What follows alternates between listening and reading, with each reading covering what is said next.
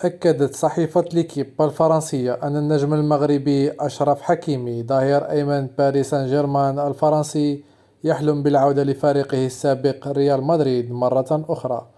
وكان أشرف حكيمي قد انتقل من ريال مدريد إلى صفوف بوروسيا دورتموند الألماني في صيف 2018 في سن صغير.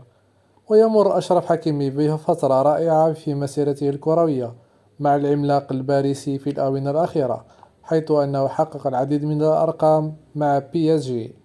ووفقا لصحيفة ليكيب فإن النجم المغربي يحلم بالعودة للنادي الملكي خلال الفترة المقبلة، خاصة بعد الانتقادات التي يتعرض لها مؤخرا من جماهير باريس.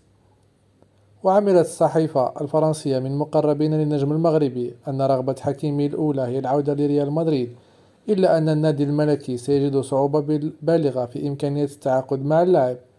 ومع ذلك أكدت الصحيفة في نهاية تقريرها أنه في حالة تلقى النادي الباريسي عرضا مناسبا لبيع لاعبه المغربي سيوافق على بيع ظهيره الأيمن. يسعى ريال مدريد لإبرام العديد من الصفقات خلال الصيف المقبل من خلال تدعيم صفوفه في عدة مراكز.